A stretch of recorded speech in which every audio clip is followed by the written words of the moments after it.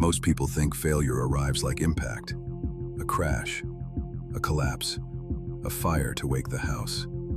They imagine ruin as something loud, obvious, violent enough that nobody could mistake it for anything else. But the most dangerous kind of failure never enters like that. It drifts in, quietly, softly, almost beautifully. No broken glass, no alarms, no dramatic ending. Just a slow movement away from the life you meant to live.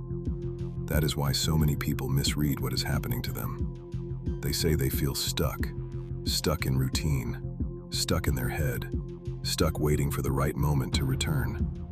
But you are not stuck. You are being carried. By comfort, by distraction, by other people's standards, by an environment that asks nothing of you, by days that quietly steal direction. You are moving. You just are not steering. A crash wakes people up. A drift puts them to sleep. It lets them mistake motion for progress, numbness for peace, delay for recovery. And by the time they finally look up, the shoreline they thought they were heading toward is gone. This is not a film about productivity. It is a film about trajectory, about what happens when a life loses its course, and how to take back the wheel before drift hardens into destiny. Drifting never feels dramatic while you are inside it. That is its camouflage. It feels normal. 5 more minutes in bed, a little more scrolling, another day without deciding, another week without friction, another conversation that stays shallow because truth would cost too much effort. Nothing in those moments feels fatal. The drift does not ask for your whole future in one decision. It takes it in teaspoons. One soft compromise, one unclaimed morning, one abandoned thought, one retreat from what you know you should do. And your biology helps it. Your system moves toward ease unless something stronger gives it direction. If you do not choose your days will be chosen for you. By your phone, by your habits, by your circle, by the architecture of your room, by whatever is easy now and expensive later. This is why drifting feels so much like resting. But rest restores. Drift removes. It removes edge. It removes intention. It removes the private tension that keeps a life pointed somewhere real. You stop initiating. You start reacting. You stop choosing. You start floating. And after enough time in that current, your life no longer feels like something you are building. It feels like something happening to you. Movement without direction is one of the cleanest ways to disappear. If you want to stop drifting, you need one brutal thing first: an honest reading of your trajectory. Not your potential, not your dreams, not the version of you that only exists in your head, your actual line. Look at the last 30 days. Strip away the speeches. Ignore the promises. Ignore the plans made in good lighting with coffee in your hand. Look only at the evidence. What did you repeat? What did you avoid? What did you tolerate? What kept pulling you away from the person you say you want to be? If the last 30 days became the next 5 years, where would they take you? That question is hard because it kills fantasy. Potential is seductive because it asks for nothing. Trajectory is merciless because it tells the truth. It does not care who you hoped to become. It cares what your repeated actions are already building. Most people are not destroyed by one catastrophic decision. They are shaped by thousands of unresisted currents. That is why panic does not save them. They drift for months. Then they get scared. They grip the wheel for a week, make declarations, overcorrect.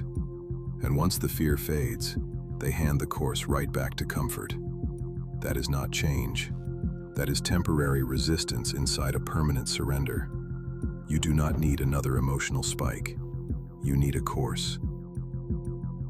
A drifting life does not need more inspiration. It needs a rudder. Something real enough to hold direction when your feelings go dark. That means structure. Not fake structure. Not aesthetic productivity. Not a beautiful system that still leaves the door open for retreat. Real structure. Protected time, hard edges. A morning that does not begin in someone else's feed. An evening that does not dissolve into noise. A room that does not invite fragmentation every time you enter it. If you do not shape your environment will shape you. A phone beside the bed is architecture. A desk built for distraction is architecture. A circle that normalizes passivity is architecture. But willpower is weak against a life designed for drift. So change the sequence, change the friction, change what your days allow. Put distance between you and the easy exit. Protect 1 hour so completely that the current cannot enter it. A ship does not hold its line because the captain feels inspired. It holds because something beneath the surface keeps correcting the course. That is what structure is. Direction made physical. But a rudder is not enough. You also need force. Because once a life has been drifting for long enough, choosing a direction is not the same as moving in it.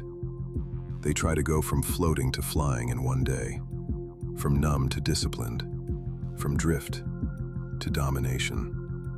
And they burn out because they try to create speed before they create propulsion. So do not start with speed. Start with ignition. Do one hard thing every morning that breaks the spell of softness. Not for performance, not for vanity, for the command. A cold walk before the world touches you. A hard set before the phone. A page written before comfort gets a vote. A task finished before your mood has time to negotiate. That is not just action, that is combustion. You are telling your system something new. The current is no longer in charge. The engine is on. That is how momentum begins. Not in a burst of emotion, in repeated proof. One act, then another, until your habits stop feeding the drift and begin feeding your direction. You do not need maximum speed. You need your own propulsion back. You were never stuck. You were drifting. The current was making choices for you. Your habits, your comfort, your environment, your distractions. It's time to take back the wheel and shape your life the way you always wanted to. Your life is in your hands, and the only way to claim it is to steer again. If this inspired you, give it a like, subscribe for weekly wisdom, and share your thoughts below to grow the inner strength community.